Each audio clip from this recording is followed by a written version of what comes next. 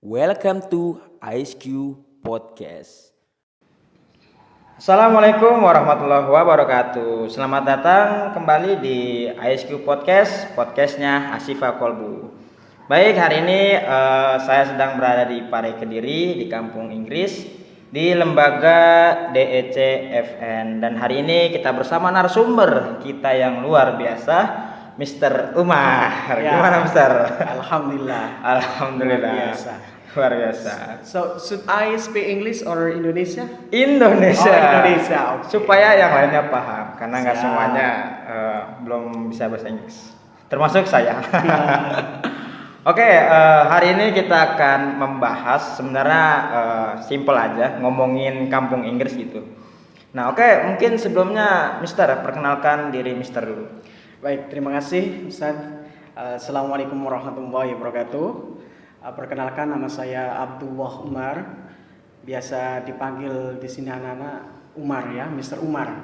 Dan saya dari Lamongan. Pendidikan terakhir saya adalah sarjana pendidikan bahasa Inggris.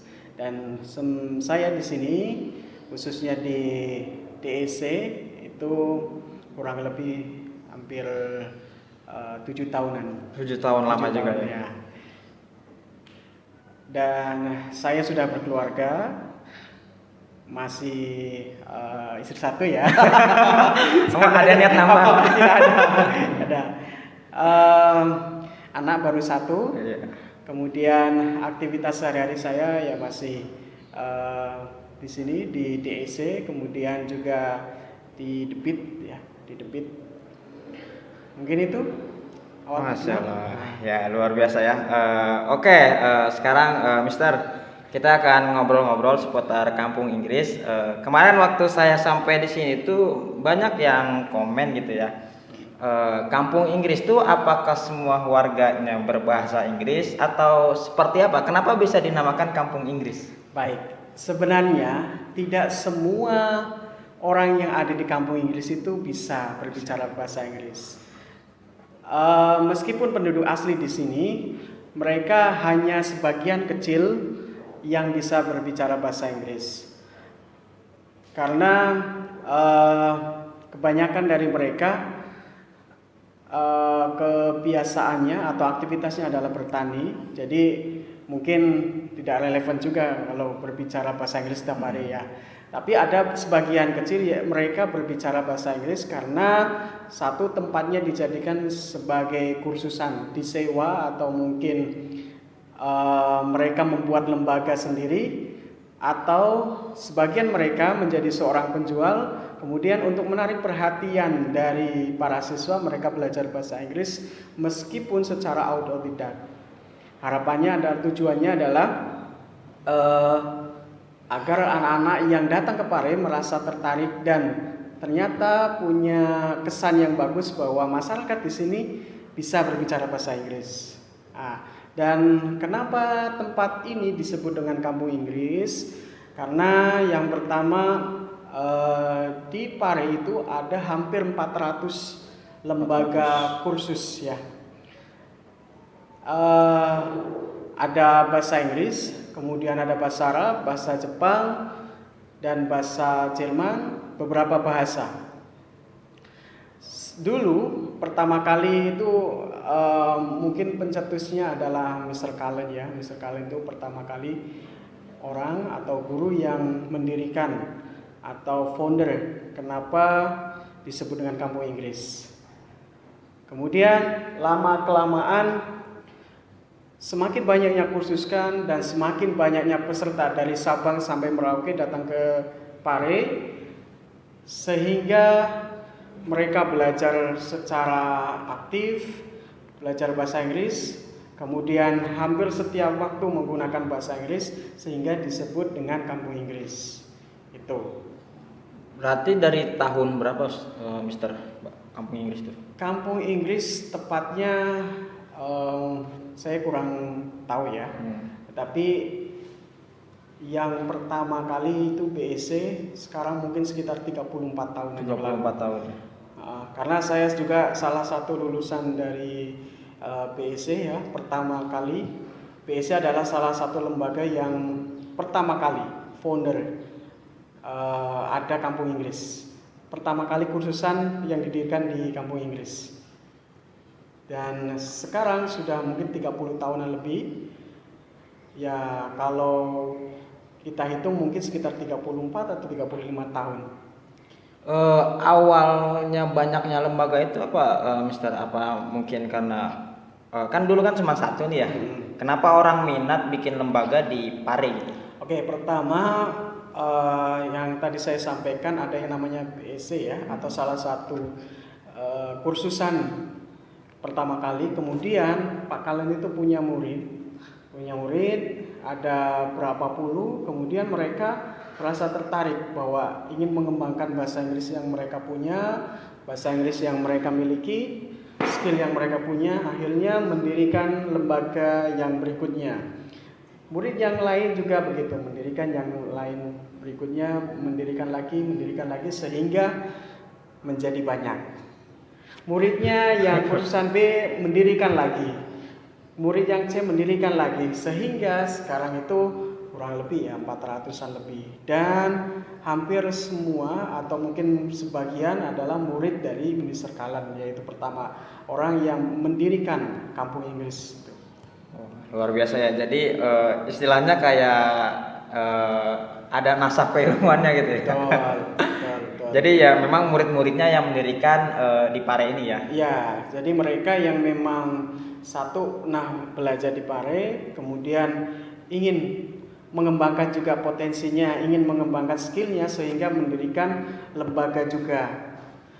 Dan akhir-akhir ini banyak sekali investor yang datang ke Pare karena satu, bagus perkembangannya dari segi finansial, kemudian dari segi profit ya.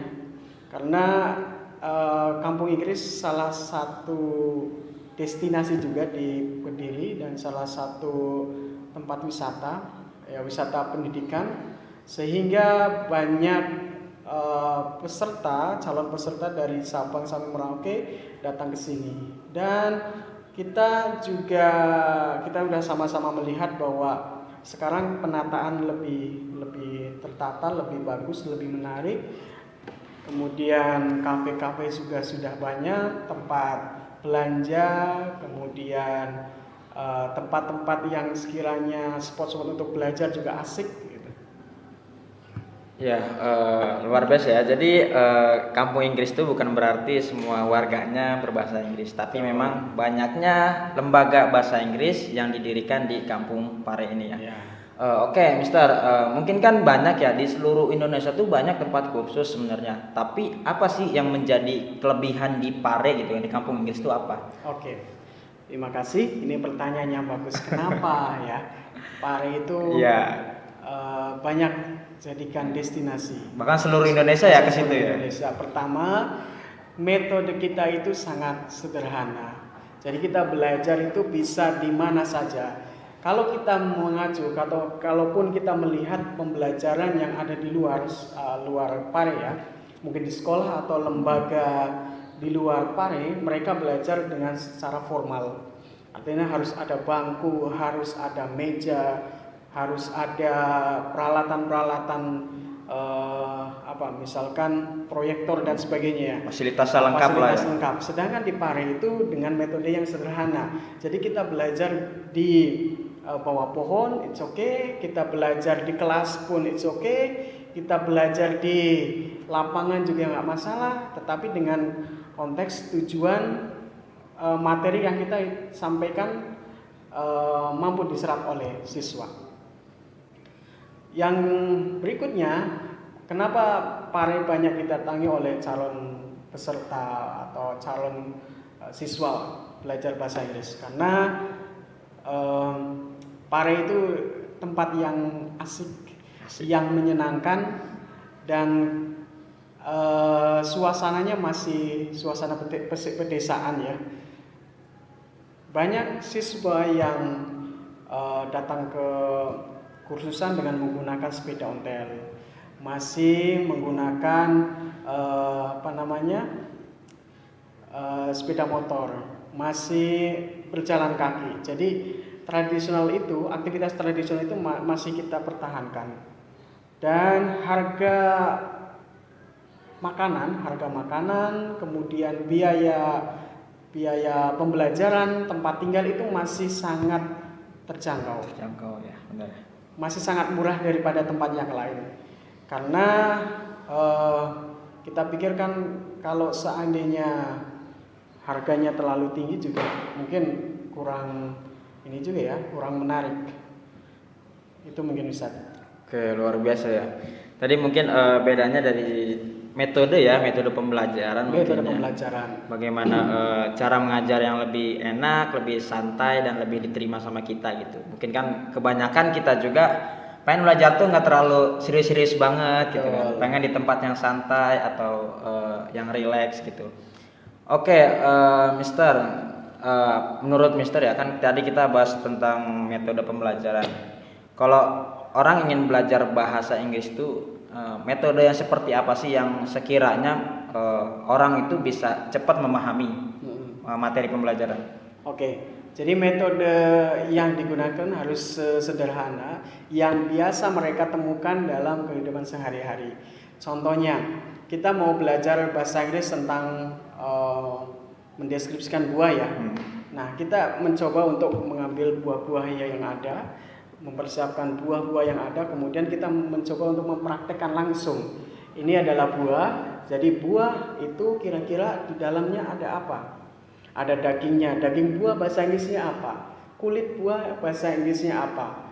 Biji bahasa Inggrisnya apa? Kita perhatikan, kita kemudian memberikan contoh, memperlihatkan ini adalah biji, bahasa Inggrisnya adalah seed. Ini adalah daging buah, bahasa Inggrisnya ada pulp. Itu salah satunya. Kita dengan menggunakan media yang secara real, yang bisa kita lihatkan, yang kita bisa tunjukkan kepada siswa, sehingga itu membuat mereka merasa tertarik. Yang kedua, kita mencoba mengkombinasikan materi yang sudah ada dengan permainan atau mungkin dengan lagu. Jadi kadangkala ketika kita atau mungkin seorang guru mengajar di sekolah dengan cara yang monoton, biasanya menulis, kemudian menjelaskan, kemudian memberi tugas. Sedangkan di Pare itu kita mencoba untuk memberikan kreativitas agar para siswa itu tidak merasa bosan. Mereka belajar selama 1,5 jam. Kemudian gimana caranya seorang guru itu menyampaikan materi agar mereka tidak terlalu bosan, agar mereka tidak merasa bosan, yaitu dengan cara kombinasikan dengan game-game, dikombinasikan dengan menyanyi, dikombinasikan dengan dengan media-media yang sederhana yang biasa mereka temui dalam kehidupan sehari-hari. Jadi begitu. Ya, jadi sebenarnya sederhana ya, yang terlihat sama kita di keseharian kita aja. Itu yang mungkin menjadi keunggulan metode belajar di sini. Mungkin kalau di luar mah terlalu monoton juga ya, nggak ada variasi dalam pembelajaran. Satu lagi, kenapa banyak yang berhasil? Jadi mereka datang ke Pare itu 1 bulan, 2 minggu, 1 bulan, bahkan mungkin 2 bulan, 3 bulan mereka udah bisa berbicara bahasa Inggris, atau mungkin mereka bisa mengajar karena keterbiasaan. Tidak bisa dipungkiri bahwa seseorang mampu belajar menguasai bahasa Inggris dan mampu menyalurkan atau bisa mengajar bahasa Inggris karena keterbiasaan. Di sini mereka dibiasakan untuk selalu berbicara bahasa Inggris dari mulai bangun sampai tidur ya, sampai menjelang tidur. Artinya apa? Jadi mereka tidak ada waktu untuk menggunakan bahasa lain selain bahasa Inggris. Kemudian materi yang disampaikan itu padat. Kadang-kadang sampai 4-5 kali pertemuan dalam sehari. Itu artinya apa? Mereka dengan waktu yang singkat dan hasil yang maksimal. Gitu. Wah, luar biasa ya. Oke, Mister, misalkan kalau orang datang ke kampung Inggris, kira-kira butuh waktu berapa lama untuk keluar bisa nih bahasa Inggris gitu? Keluar dari Pare lah, bisa bahasa Inggris nih. Kan datang ke Pare ingin belajar, keluar langsung bisa gitu. Kira-kira butuh waktu berapa lama gitu? Sebenarnya kembali lagi ke individu ya. Kembali individu, tetapi banyak yang mereka berhasil itu ada yang 2 minggu dia mulai percaya diri. Tidak bisa kita memberikan satu bulan, 2 bulan dia pasti bisa. Tidak. Tetapi tergantung dari individunya. Ada yang 2 minggu mereka sudah mampu, confident dengan bahasa Inggrisnya. Ada yang 1 bulan mereka sudah berbicara dengan lancar. Ada yang 2 bulan mereka sudah mampu untuk mengajar ke temannya. Ada 3 bulan yang mereka sudah mampu mengajar di kelas. Jadi tergantung dari individunya. Tetapi satu hal bahwa di Pare kebiasaan selalu ada. Kebiasaan kita menggunakan bahasa Inggris itu setiap waktu. Kemudian materi pembelajaran yang sangat padat tetapi dengan metode yang menyenangkan. Sehingga banyak yang lulusan Pare mereka sudah mampu diterima di beberapa perusahaan. Bahkan mungkin mereka melanjutkan beasiswa, melanjutkan kuliah di luar negeri. Nah, itu. Ya, jadi sebenarnya mah kalau diambil poinnya ya, yang penting mah berani dulu gitu ya. Berani dulu. Berani dulu. Berani dulu. Karena kebanyakan orang mungkin paham grammar, paham artinya, tapi ketika dia nggak berani untuk mempraktekannya dalam kehidupan sehari-hari, Betul. mungkin nggak bisa juga ya, karena Ya. yang membentuk itu karena kebiasaan juga ya. Betul. Pertama yaitu berani ya. Jangan merasa bahwa saya nggak bisa, saya nggak mampu. Nah itu justru akan menghambat. Tetapi berusahalah berpikir saya mampu dan saya akan mencoba. Ketika 1 minggu di sini, dia harus berusaha untuk memberanikan diri berbicara dengan lepas menggunakan bahasa Inggris. Kemudian kalau seandainya terdapat banyak mungkin materi tentang teori ya seperti grammar dan sebagainya, biasanya mereka harus lebih berani lagi karena sudah ada basic, sudah merasa bahwa saya sudah bisa mencoba untuk menyusun kata. Ya, percaya diri juga Percaya ya diri. intinya ya. Baik, dan kita sekarang lagi berada di lembaga kursus bahasa Inggris di DEC gitu kan. Mungkin Mister bisa jelaskan juga sejarah lembaga ini dan metode apa yang digunakan lembaga ini dan program apa yang ada di dalamnya. Baik, lembaga ini berdiri itu tahun 2000 ya. Sekitar tahun 2000-an. Jadi sekarang ini udah sekitar 19 tahunan. Dan sejarah kenapa didirikan lembaga ini? Pertama karena DEC itu letaknya paling timur. Letaknya paling timur, sedangkan sentral Kampung Inggris itu ada di barat. Jadi beliau, Mr. Farid sebagai owner dan founder itu merasa bahwa saya pun bagian dari mereka dan ingin mengembangkan bahasa Inggris yang ada di Paris, sehingga beliau yang berada bangunannya yang berada di sebelah timur ini ingin punya andil juga mendidik anak-anak dari arah timur sehingga menjadi kesatuan Kampung Inggris. Itu awal mulanya. Terus yang kedua, program DEC itu ada banyak. Yang pertama ada liburan ya, yang teman-teman Asifa ini ikuti adalah program holiday atau liburan atau short training. Kemudian yang kedua ada yang namanya General English Program. Itu biasanya diikuti oleh anak-anak yang usianya lebih dewasa.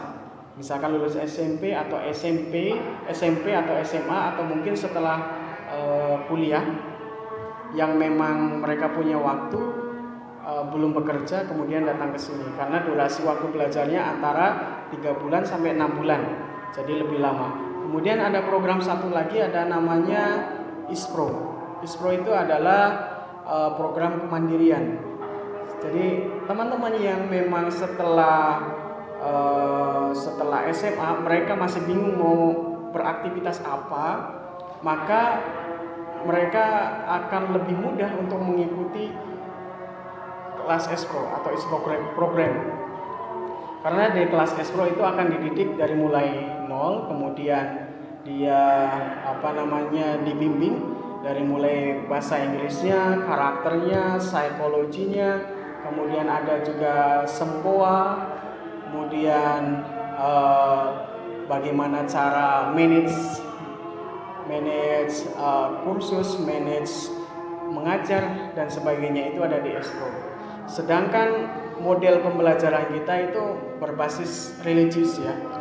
Artinya kita mulai belajar, mulai aktivitas itu jam 3 atau mungkin jam 3.50 ya. Jadi mulai tahajud, kemudian dilanjutkan dengan sholat subuh, kemudian dilanjutkan lagi dengan morning conversation, kemudian dilanjutkan lagi setelah sarapan, dilanjutkan lagi season pertama sampai ketiga, lanjut lagi setelah asar season 4, lanjut lagi setelah isya season 5.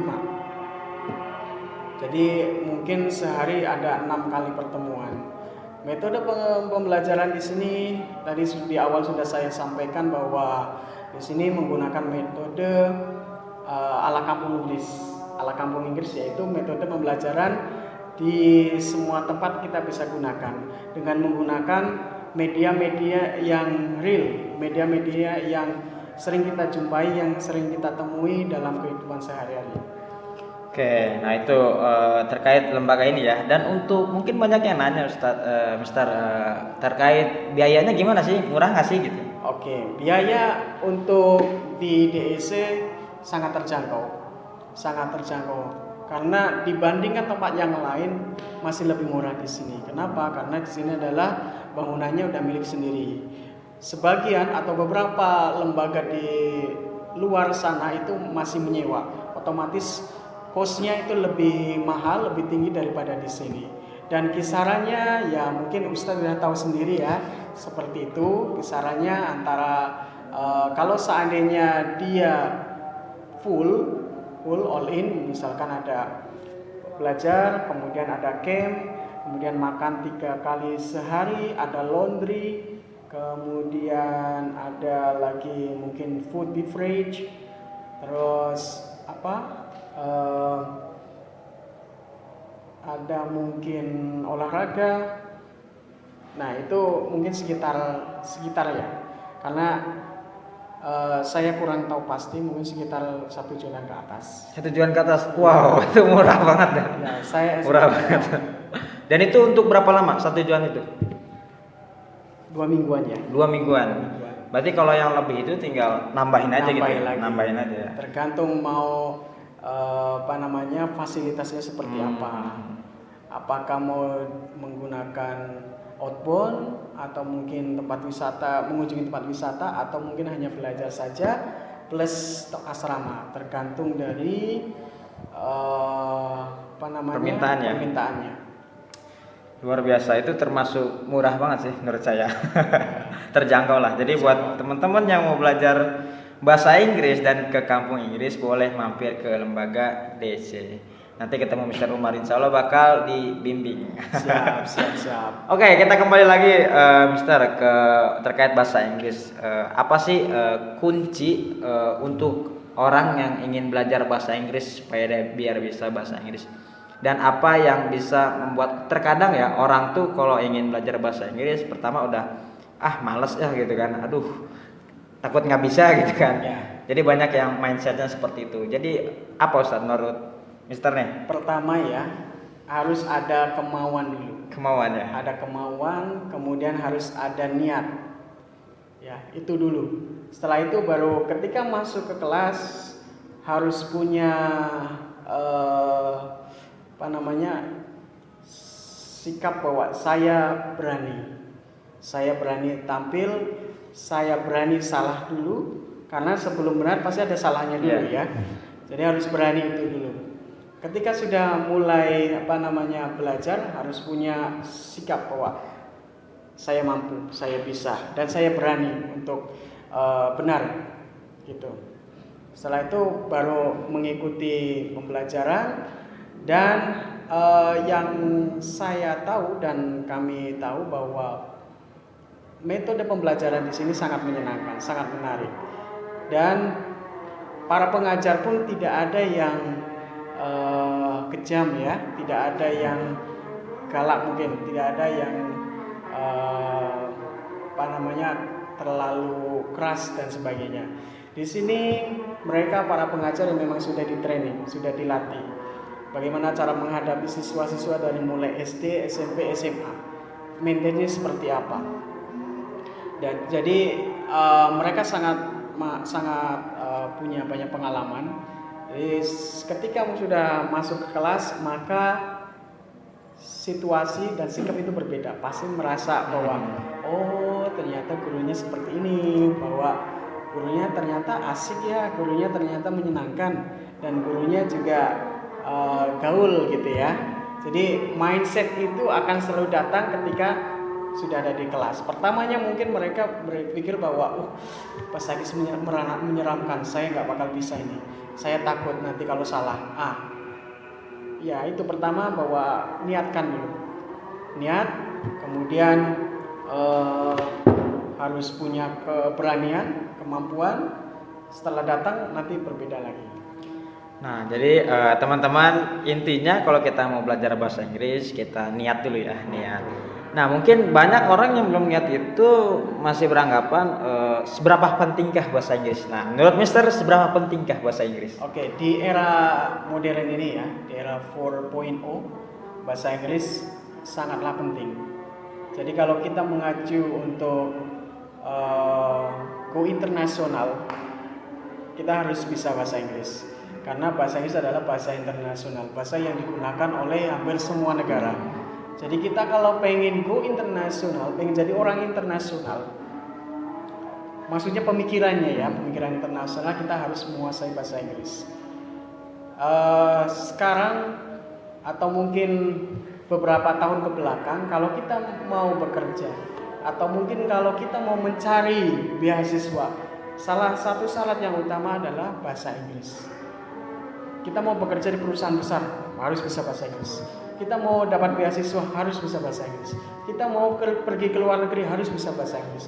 Jadi bahasa Inggris adalah sudah sangat hal yang udah biasa, yang harus kita kuasai dan harus kita Miliki. Gitu. Ya, jadi sebenarnya memang penting sih ketika saya juga nih ya dulu pernah ngelamar-lamar kerja, ya memang dicari ya yang bahasa Inggrisnya bagus nih. Betul. Karena memang bahasa mesin-mesin itu kan bahasa Inggris semua. Betul. Iya, jadi teknologi semua menggunakan bahasa Inggris ya. Iya. Jadi penting buat teman-teman untuk belajar bahasa Inggris. Nah, jadi yang mungkin hari ini belum ada niatan untuk belajar bahasa Inggris, segera belajar bahasa Inggris. Saya juga di sini jadi mulai bersemangat nih untuk belajar lagi gitu kan. Ya. Tapi mungkin di lain kesempatan saya kesini lagi, insyaallah Mister. Siap. Oke, kira usah. Kapanpun Ustadz punya waktu. Siap, Ustadz Umar siap menjamu. Oke, Mister. Pesan-pesan buat teman-teman di luar sana yang hari ini sedang belajar bahasa Inggris atau mungkin yang baru ingin belajar bahasa Inggris, pesan-pesan semangat dari Mister buat semuanya. Yang pertama buat teman-teman Asifa yang di sini ya, siap. harus tetap semangat, harus tetap jaga kesehatan, dan yakinlah bahwa belajar bahasa Inggris itu tidak susah. Mereka datang ke sini dengan semangat tinggi, maka pulangnya pun juga harus punya bekal. Dan insya Allah mereka punya bekal, paling nggak percaya diri bahwa saya bisa berbicara bahasa Inggris. Itu dulu, karena durasi waktunya tidak lama ya. Kita tahu bahwa belajar bahasa Inggris itu proses tahapnya itu tidak sebentar, ada tahapan-tahapan. Dan yang kita garansi mungkin adalah mereka ketika sudah pulang ke Asifa, mereka punya rasa percaya diri dalam hal bahasa Inggris. Bahkan mungkin harapan kita adalah nilai mereka bisa lebih naik, lebih tinggi daripada sebelumnya. Kemudian bagi teman-teman yang ingin belajar bahasa Inggris, yang di luar sana ingin belajar bahasa Inggris dan masih merasa takut bahwa bahasa Inggris itu bahasa yang susah, bahasa yang sulit dipahami, Anda harus membuang mindset seperti itu. Datanglah ke sini dan tersenyumlah, yakinlah bahwa belajar bahasa Inggris itu tidak susah.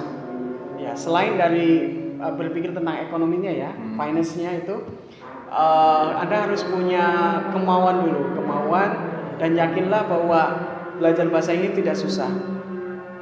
Ketika Anda sudah datang ke sini, hal-hal perpikiran bahwa bahasa Inggris itu susah, bahasa Inggris itu susah dipahami, bahasa Inggris itu susah dicerna, itu akan sirna ketika sudah bertemu dengan guru-guru yang menyenangkan, guru-guru yang asik mengajarnya, seperti teman sendiri yang kita bisa belajar dimanapun, kapanpun, dan terbiasa dengan menggunakan bahasa Inggris. Itu mungkin. Ya, karena kita di sini juga sebenarnya kalau yang saya dapatin nggak cuma belajar secara materi, tapi dari habit, dari kebiasaan juga. Kebiasaan. Kita belajar banyak di sini sih, jadi bisa merubah kehidupan kita. Satu hal mungkin untuk tempat kami ya, tidak hanya bahasa Inggris yang kita didik, tetapi dari karakter ya, dari karakter religius, bahwa kita mencoba untuk melatih kemandirian, kita mencoba untuk melatih lebih positif activity. Contohnya dari mulai tahajud.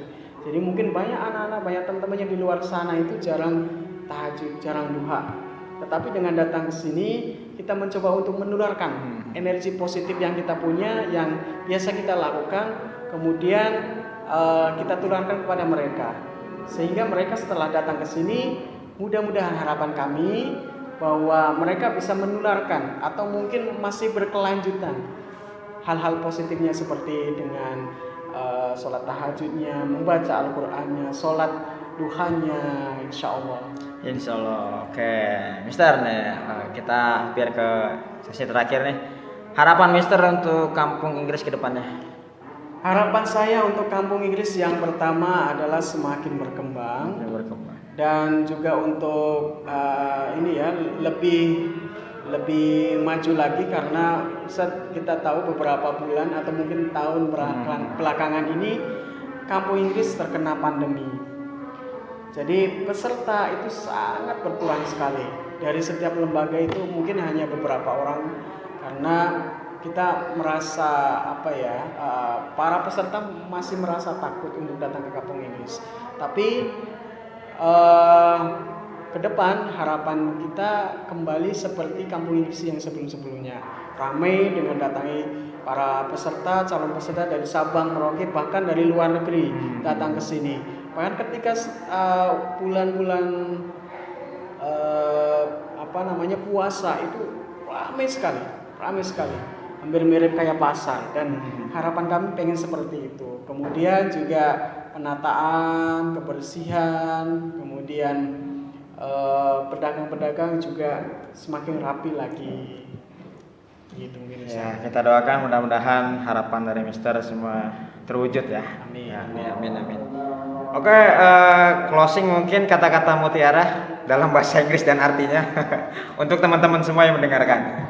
Where there is will, where there is way. Di mana ada kemauan, di situ ada jalan. Masya Allah. Buat semua, ayo kita. Buat semuanya. Ya. Jadi yakinlah, kalau kalian punya kemauan, pasti ada jalan. Siap. Ya, gitu teman-teman. Oke, terima kasih Mr. Umar. Terima kasih atas sama-sama. waktunya. Mudah-mudahan kita bisa bertemu kembali di suatu saat nanti. Kapan-kapan main kasih Pak. Siap. Oke teman-teman, terima kasih buat semua yang mendengarkan. Mudah-mudahan bermanfaat podcast ini. Di podcast ISQ podcastnya Asyifa Kolbu. Terima kasih. Sekian, wassalamualaikum warahmatullahi wabarakatuh. Waalaikumsalam.